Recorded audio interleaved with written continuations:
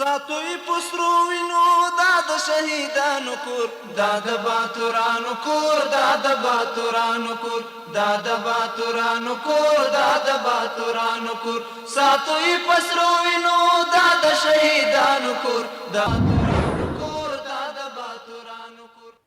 Hello and good evening. Today is Sunday, March 23, 2025. I'm Suleiman Talash and you're watching RTA News. We begin with the news from Interior Ministry.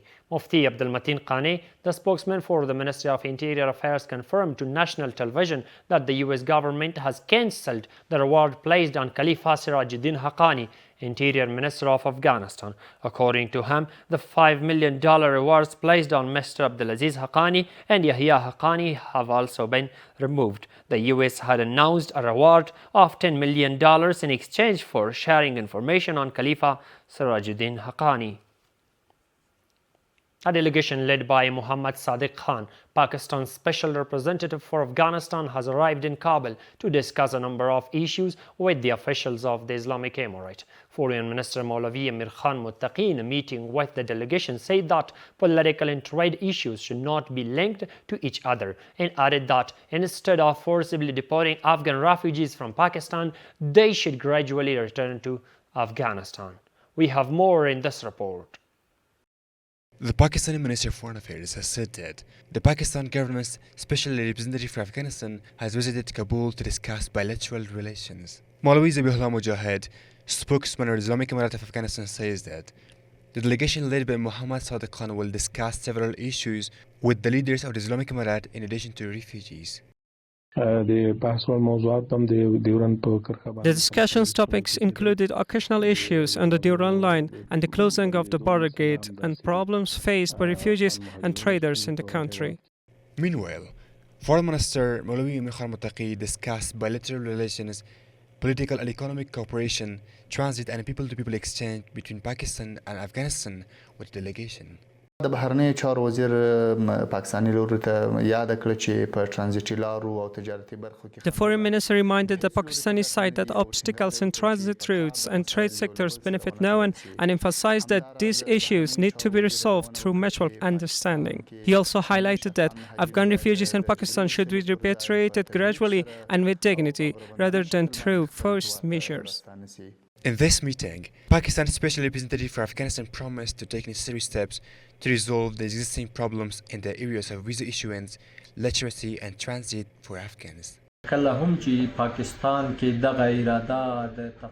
If Pakistan does not approach these efforts to resolve issues through negotiations, mutual respect and shared interests, I don't believe that major problems will be solved.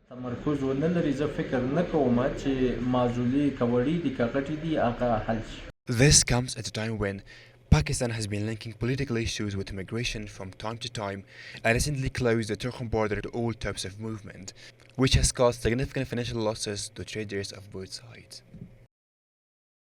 Nuruddin Azizi, the Minister of Industry and Commerce, met with Muhammad Sadiq Khan, the Special Representative of Pakistan for Afghanistan. The Ministry of Industry and Commerce said that the meeting discussed the assessment of trade and transit problems between Afghanistan and Pakistan, preventing the effects of political crisis on economic relations and a number of other important economic issues. The ministry added that the meeting discussed the visit of the Deputy Prime Minister of Pakistan to Kabul, the visit of the Islamic Emirate delegation to the country, the assessment of existing obstacles to trade and meeting seasonal needs, as well as Afghanistan's economic growth. The head of the Afghan Red Crescent Society, Sheikh Shahabuddin Dilawar, met with the head of the International Federation of Red Cross in Afghanistan, Ahmad Suleiman, and his delegation. During the meeting, Mr. Dilawar requested the organization's cooperation in drought prevention in addition to assisting in returning refugees, the needy, and victims. In this meeting, the head of the federation also assured cooperation with Afghanistan and added that he would provide the head of the Afghan Red Crescent Society with opportunities to travel abroad to attract more aid. The Ministry of Mines and Petroleum says that welding work of the gas pipeline from Shabargan to Mazar-e Sharif has been completed. Officials of the ministry added that the project, which has a budget of 609 million Afghanis, is being implemented by the Afghan Gas Emirate Company in coordination with the Ministry of Mines and Petroleum. We have more in this report. The Ministry of Mines and Petroleum says that the work of the gas pipeline from Shabargan to Mazar Sharif has almost been completed. The pipeline, which is about 94.5 kilometers long, has been extended and welded. The Shabargan Mazar gas pipeline, which is about 95.5 kilometers, has been extended in coordination with the Afghan Gas Emirate Company. The work on extending and expanding the pipeline has now been completed, and it is hoped that the remaining task will be finished within a year.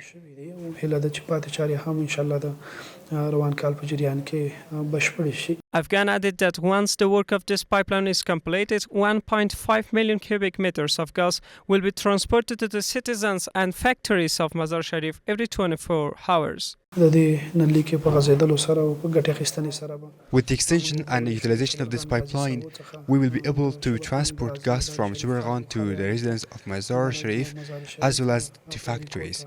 Notably, this pipeline can transfer 1.5 million cubic meters of gas per day. It's worth mentioning that mining and various projects are currently underway in many mines in the country, which have provided employment opportunities for thousands of people.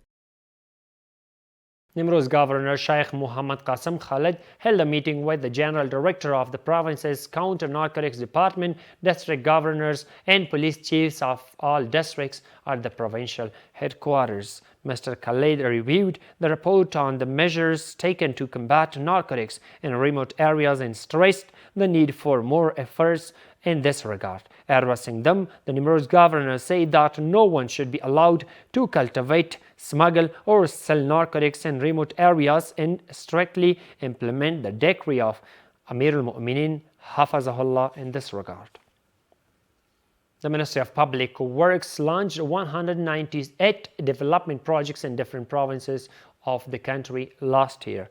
The ministry, in a press release on its activities and achievements in 1403, said that 54 of these projects are related to roads and railways, 16 to activate traffic signals, 14 to build mosques, 14 to clear snow, 43 to protect and monitor roads, and 60 others to procure goods. According to the press release, the first and second layers of the Kabul-Kandahar highway have been completed, and the third layer will also be completed this year. Qari Said Mustafa Saleh, the Director of Information and Culture of Bamiyan Province, led a delegation to visit and observe the historical buildings of Sarkhoshak and Kafir Qalat in the Ghandak area of Shaibar district of the province. He described the purpose of his visit as a registration of Kafir Qalat, the assessment of the towers, caves, and the general condition of this historical and cultural site.